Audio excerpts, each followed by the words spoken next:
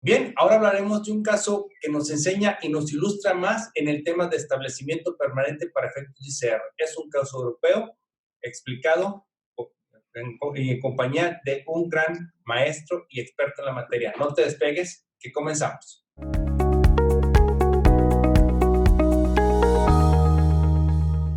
Bien, como lo anticipé en la introducción del programa, pues de nueva cuenta con mi hermano, el maestro Víctor Gumaro Correa.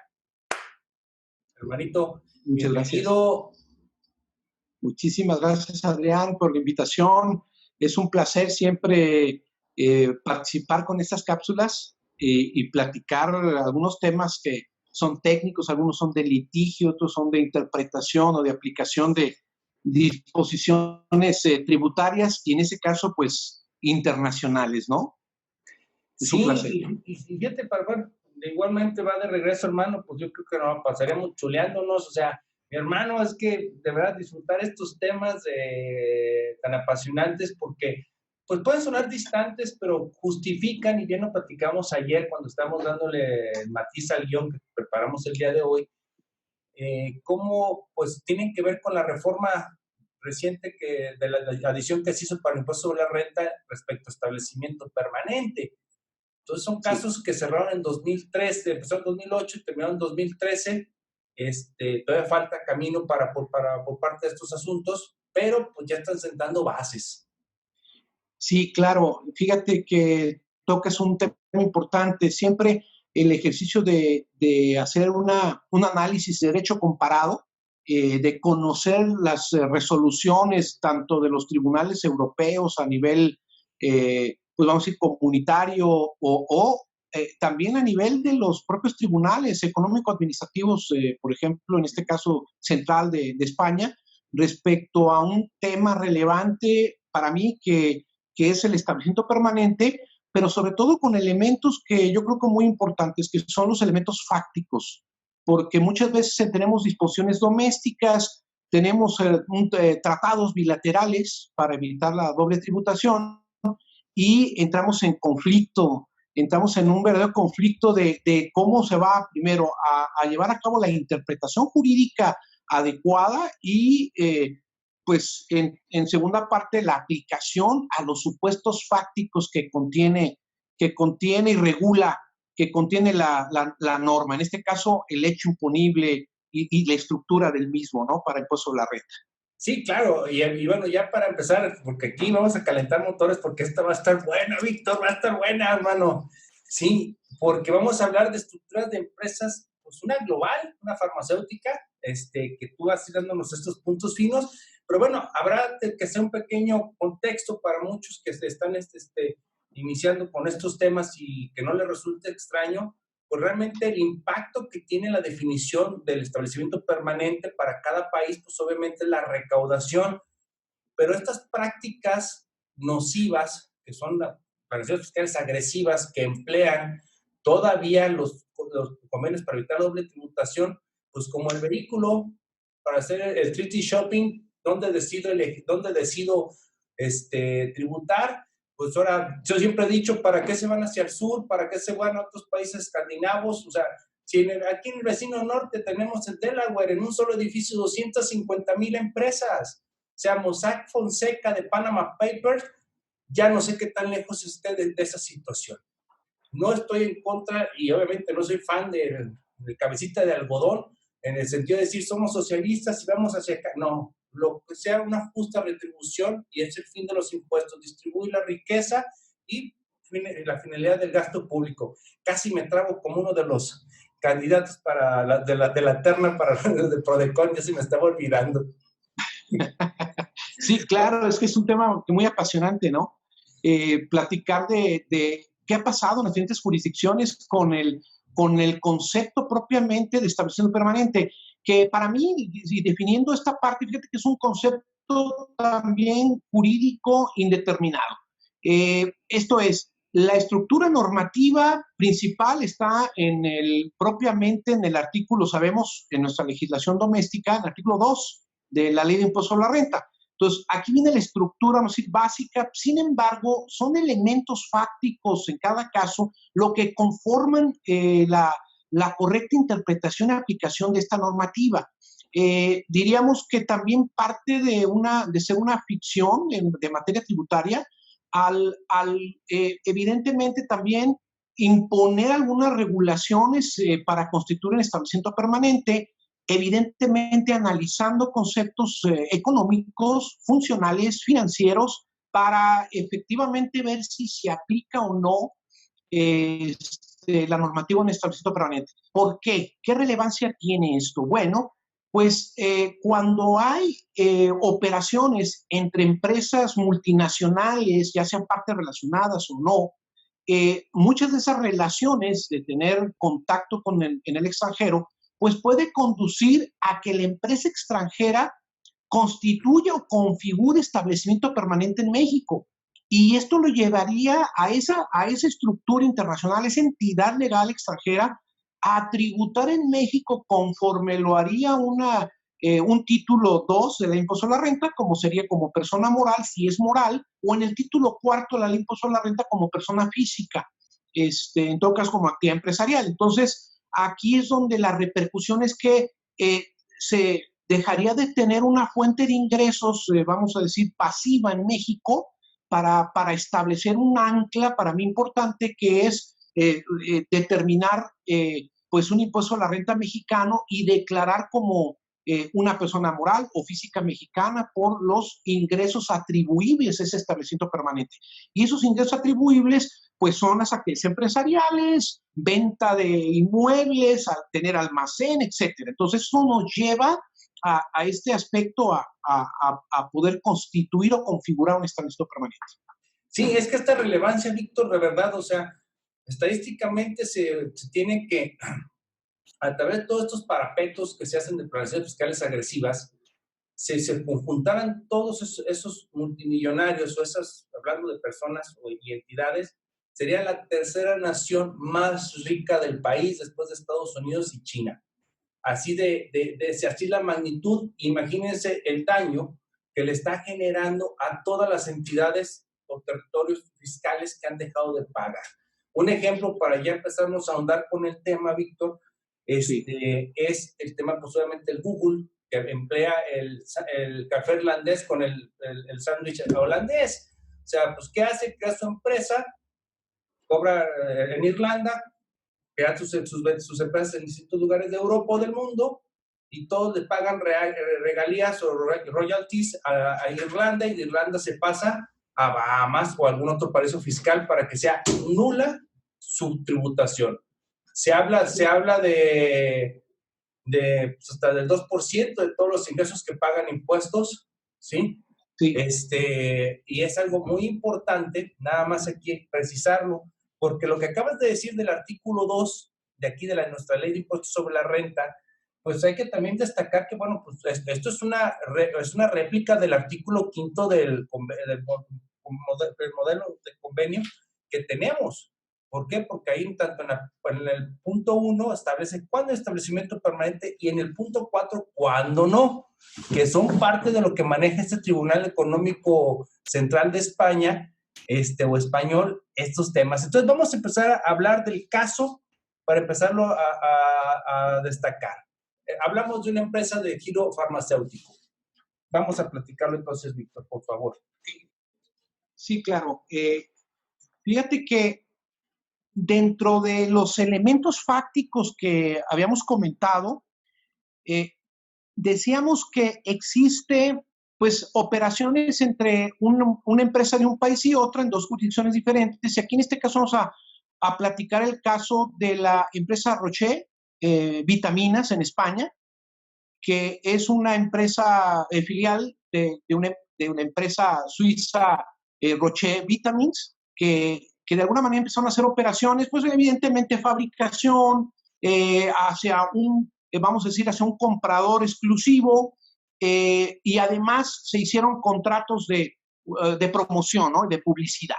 Entonces, evidentemente, la estrategia de la compañía suiza para no generar un establecimiento permanente en España era tratar de desconectar aspectos de no constituir sucursal, de no constituir una sede, dirección, etcétera. O sea, no caer en elementos, vamos a decir, materiales tan evidentes para, pues no tributar en España, únicamente.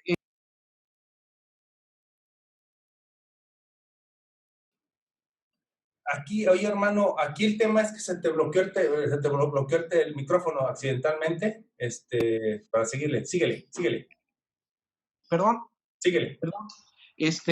Se cortó por ahí un poquito. Entonces, decía que con base a ese contrato de promoción y de publicidad, pues evidentemente hay mucho más funciones, Adrián. Y eso fue lo que el Tribunal Económico Administrativo Central Español detecta en esta sentencia de 2008, cuando empieza a hacer un análisis precisamente de si jugaba como agente dependiente o independiente y de interpretar las disposiciones domésticas españolas en cuanto al estreno permanente, porque eran mucho más amplias que lo que establece tanto el convenio para evitar la tributación entre España y Suiza y también del convenio modelo, donde se limitaban estos aspectos de manera muy importante, ¿no? Ahí teníamos una delimitación, había un conflicto entre normas con jerarquía diferente para establecer si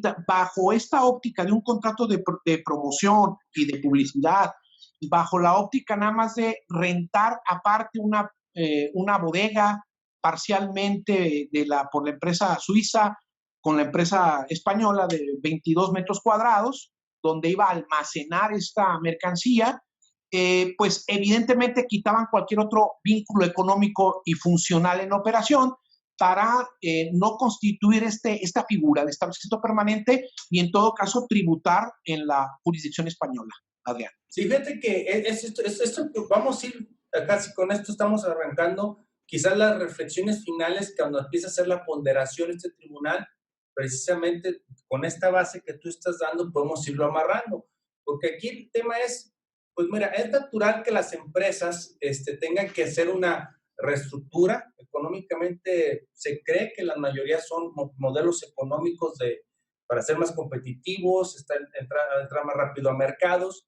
Sin embargo, en ocasiones se lleva de por sí una planeación, que aquí es donde entra el plan de acción número 12 y empiezan los esquemas reportables nacionales. O sea, si volteamos hacia lo extranjero, lo internacional, entendemos lo nacional. Entonces, aquí, esta primera reflexión que estás haciendo, entra el primer encuadre sobre si funciona como agente dependiente o independiente. Y aquí, pues claro que está haciendo porque es el que toma los pedidos, es lo que dice el Tribunal Económico Administrativo Español. Es correcto, Adrián. Evidentemente se analizan todos los aspectos fácticos de la operación, vamos a ir mercantil, en donde reciben las órdenes, pero además de recibir órdenes, de tener en disposición ahí la bodega con la mercancía, también participan en la ejecución la ejecución de los contratos de venta. O sea, ahí es donde empiezas a notar que pues fabrica, tienes un cliente exclusivo, que es la empresa Vitamin Roche de Suiza. Además de esto, haces un contrato evidentemente de promoción que está mercantilmente limitado, pero que trae mucho más funciones económicas. Cierras una venta, tienes una comisión que a lo mejor ese 2% de comisión es atractivo, pero el Tribunal Económico aquí hace un análisis global, vamos a ir de la cadena de operaciones para evidentemente decir, oye, conforme a lo que estoy analizando, pues tus funciones también no estás corriendo un riesgo. O sea, tú como empresa española, tu riesgo se limita a cumplir con la métrica y los parámetros de la producción que debes de cumplir. Pero de ahí en adelante, pues evidentemente te giran instrucciones, ejecutas parte de un contrato, a lo mejor formas parte de un poder negociador tanto para el desarrollo como para cierre de la negociación. Entonces, las funciones económicas complementan aspectos jurídicos del contrato de promoción, porque el contrato, pues evidentemente es un acuerdo de voluntades entre empresas multinacionales, pero sin embargo las funciones inherentes a toda esta operación, el tribunal las analiza y llega a la conclusión de que únicamente no se va a quedar con elementos que se presenten en un contrato, sino a ver globalmente la operación, a ver globalmente las instrucciones y decir, actúan verdaderamente como una unidad económica en la cual, pues evidentemente sí se configura un establecimiento permanente y en este caso entonces España estaría reclamando una potestad tributaria, una base que estaría constituida sobre el establecimiento permanente y evidentemente Suiza tendría que ajustar su declaración en Suiza para declarar en España y evidentemente tomar en todo caso la solución de un acreditamiento del impuesto español en su declaración correspondiente en Suiza, ¿no? Entonces el tema yo creo que es aquí donde funciona y donde enlazo con la reforma de 2020, Adrián, en donde nuestro legislador ya en 2020 adecua el tema de lo que es agente dependiente y en el 3 hace adecuaciones también a las actividades previas auxiliares.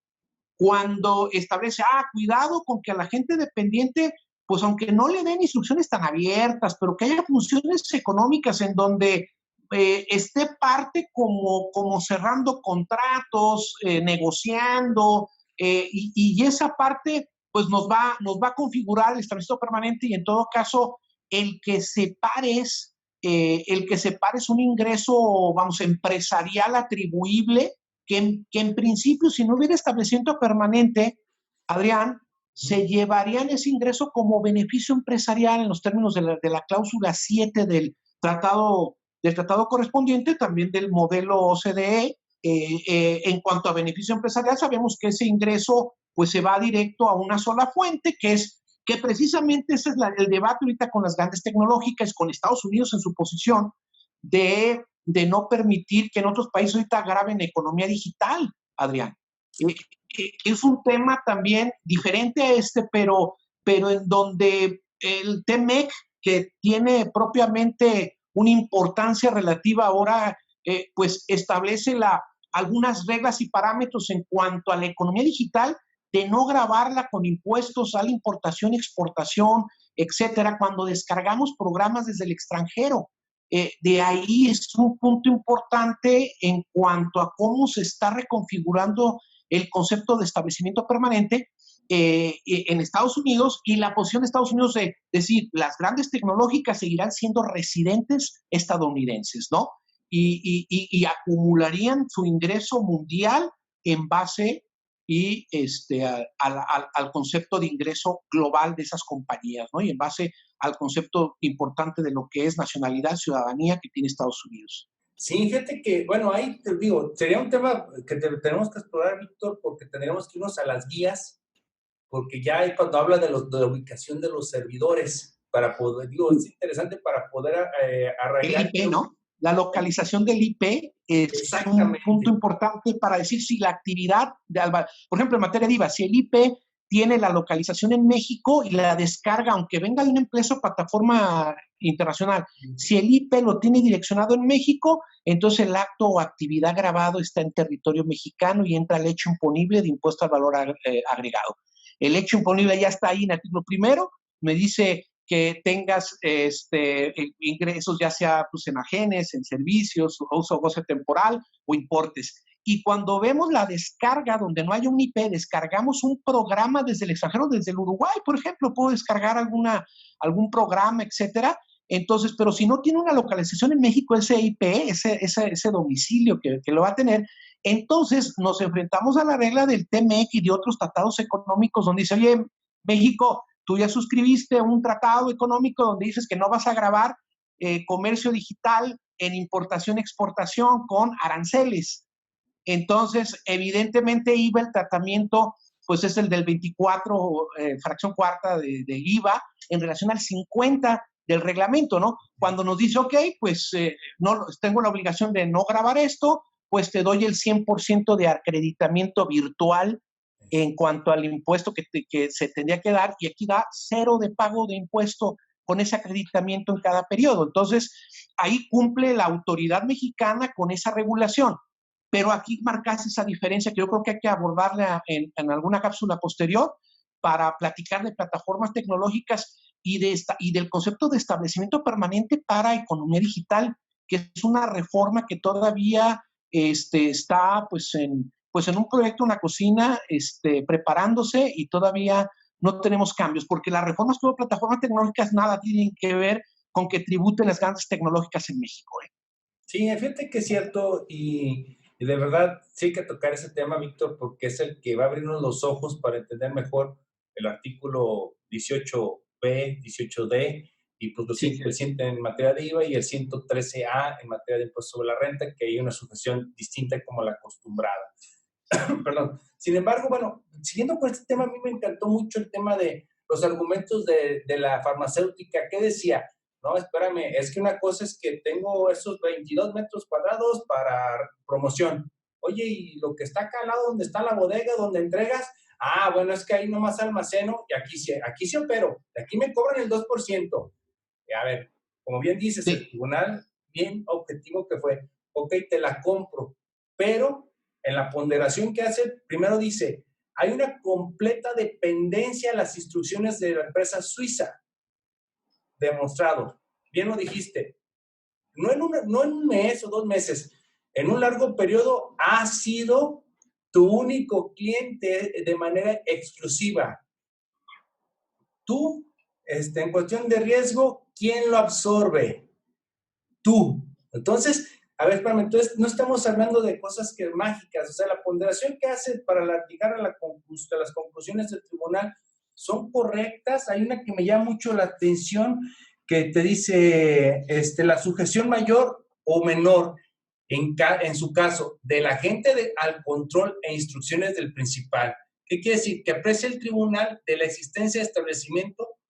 No basta que sea meramente una independencia jurídica formal, se requiere fundamentalmente la independencia económica de la gente. ¿Qué es lo que tú decías, Víctor, al puro comienzo? O sea, aquí es fáctico, o sea, y es como lo analizó el tribunal. A mí no me traigas papeles, ¿sí? Entonces, sí, exacto, Adrián. Tocas un punto central, acabas de recapitular el tema de agente dependiente, en cuanto al análisis de riesgo, al análisis de fabricar a un solo cliente exclusivo, las órdenes o instrucciones que recibe. Esto te lleva no a un ámbito de reconocimiento jurídico en el contrato de promoción que celebraron y de comisión, evidentemente mercantil internacional, sino la temática de ver las funciones económicas y los elementos que va ponderando el tribunal para, en principio, fijar la litis, hacer unos considerandos concisos en cuanto a la interpretación tanto de la legislación doméstica y cuando recurre también propiamente a los parágrafos de los comentarios al artículo 5 del tratado. Bueno, pues esto nos hace concluir por el Tribunal Económico Administrativo Central de España que este agente es dependiente y en todo caso configura el establecimiento permanente en España, siendo que su matriz está en Suiza. Sí, fíjate que ya hace un argumento muy padre la empresa, pero bueno, para que vean qué tan cerca está, allá la Dirección General Tributaria Española tiene su área de grandes contribuyentes. Adivinen, el SAT también ha tenido desde 2001, si no es que hasta sí. 2001 hasta desde que se constituyó precisamente para asuntos internacionales. Para eso fue creado esa unidad. Es más, a los que nos ha tocado entrar por distintas áreas del destino de trabajo, vemos cómo hay diferentes colores de personas, y no me refiero de regiones mexicanas, sino características de que vemos auditores muy güeros, algunos de un color de un tono más subido, y dices, híjole, o sea, aquí sí están trabajando, son unidades de inteligencia fiscal internacional, esas áreas de grandes contribuyentes. Y bueno, ahí lo que me causa es un poquito de risa es que dice la farmacéutica, oye, pero pues, cuando ahí va, pues yo pago, o sea, retengo, lo traslado y lo pago, así como lo que va a pasar aquí con el 18B. de que las empresas de residencia extranjera van a retener y pagar. Sí, pero espérame, eso es otro boleto. Aquí el tema es ICR y es establecimiento permanente, no te me salgas por la tangente. Casi le dicta, no te me salgas por la tangente, eso no tiene nada que ver. Ya la Dirección de Auditoría, Dirección General Tributaria ya lo determinó. Sí, sí, claro. El elemento es que, pues bueno, el impuesto indirecto no era materia de la fijación del ITIS, el tema era la configuración del establecimiento permanente con base al contrato de promoción entre la farmacéutica y también tiene productos de cosmetología. Entonces, sí, complementa ahí con esas actividades.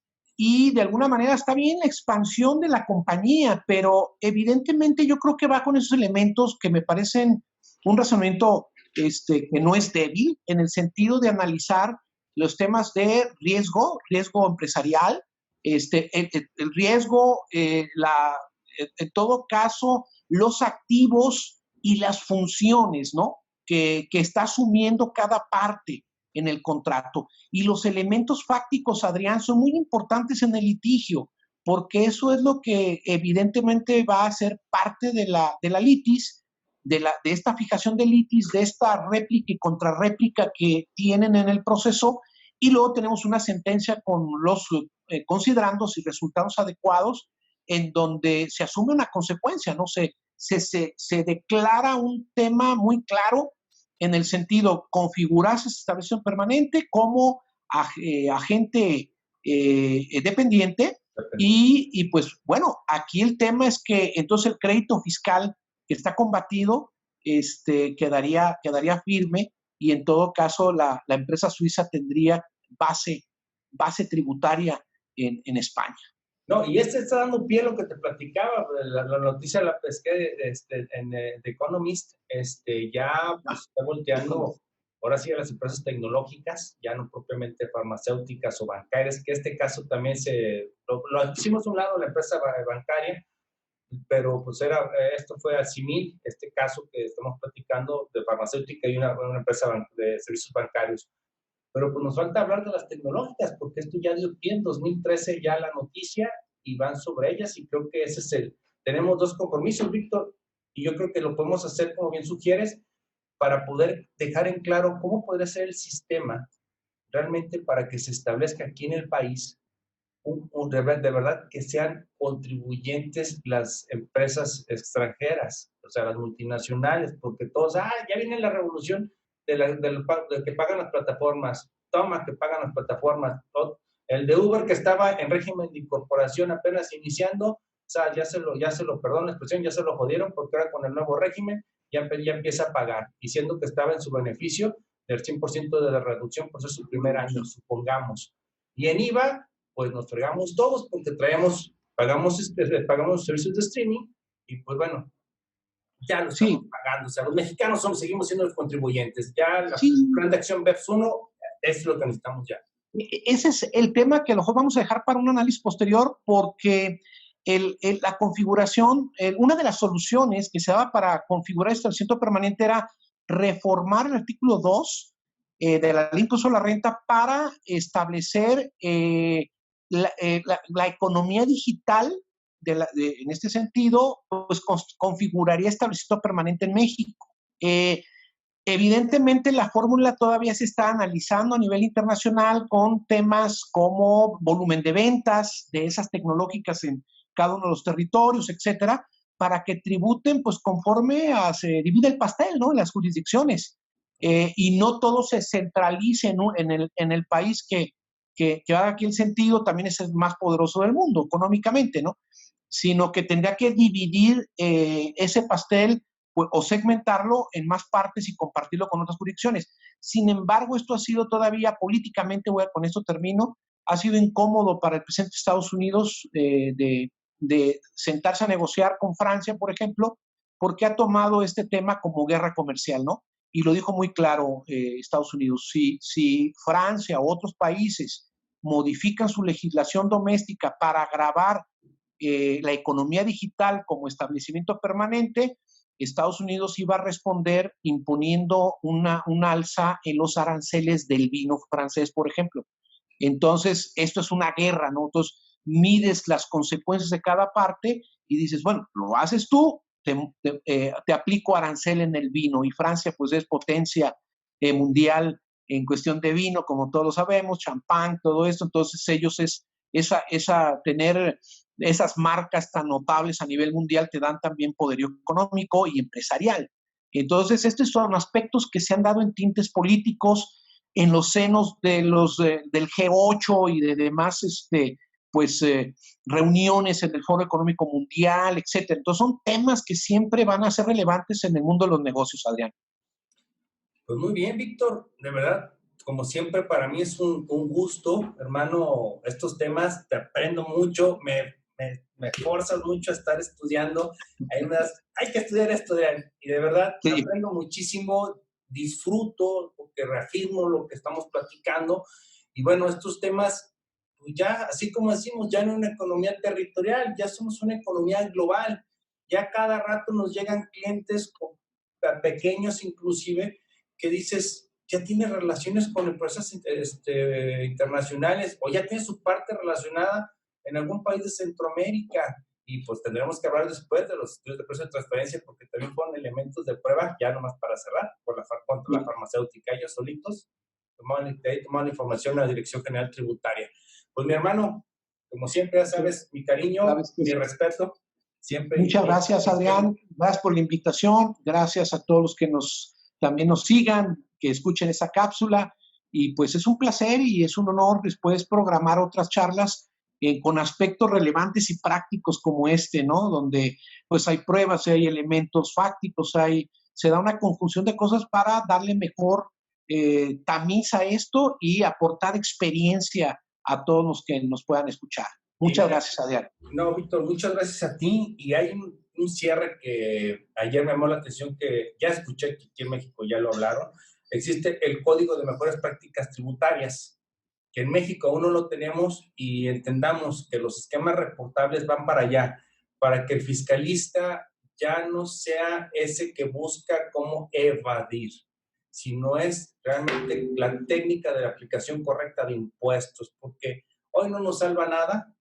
Si un juicio, un asunto penal, pues podríamos librarla, sí, con dificultades, pero son temas que tengan mucha atención. Hoy es el cumplimiento y pues bueno, el maestro Víctor Gumaro y su servidor estamos con los temas conjunto de auditoría y due diligence, de auditoría y compliance tributario. No se nos despeguen, que vamos a estar con estos temas, ahora sí, semana tras semana. Mi hermanito, gracias. Gracias. Cerramos el programa. Agradezco la atención de todos ustedes. Ya saben, síganos en redes sociales, opriman la campanita, pero primero suscríbanse, claro, porque si no, no pueden oprimir la campanita. En YouTube, en nuestro canal de COEM TV, y en Facebook, búscanos como Consejero Empresarial.